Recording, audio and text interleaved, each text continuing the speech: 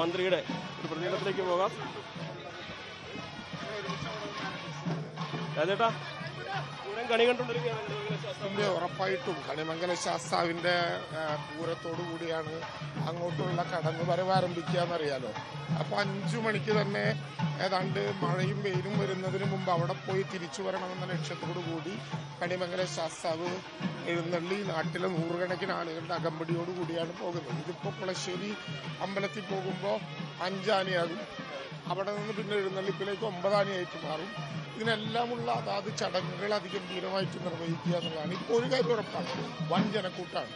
സാധാരണ സ്ഥിരമായിട്ട് ഞങ്ങൾ നടക്കാറുള്ളതാണ് ഈ യാത്രയുടെ ഒപ്പം.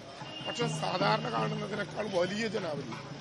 അതുകൊണ്ട് തന്നെ പൂരത്തിൽ കാണാൻ പോകുന്ന വലിയ ജനാവലിയുടെ ഒരു സാമ്പിളാണിത്. നമ്മുടെ വെടിക്കെട്ടിന്റെ സാമ്പിൾ നടന്നു 4-ാം തീയതി. തെക്കോട്ടിറക്കത്തിന്റെ സാമ്പിൾ നടന്നു ഇന്നലെ പൂരവിളംബരത്തിൽ.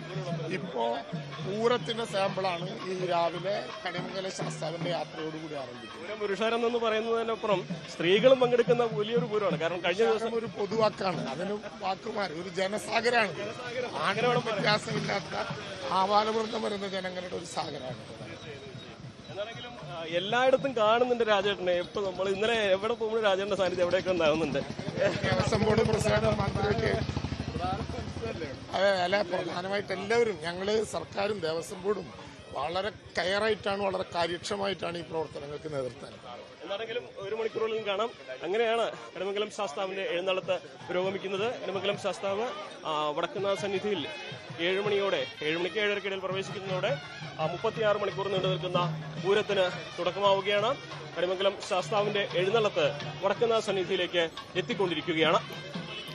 അനുമോദാണ് വിവരങ്ങൾ നൽകിയത് തൃശൂരിൽ നിന്ന്.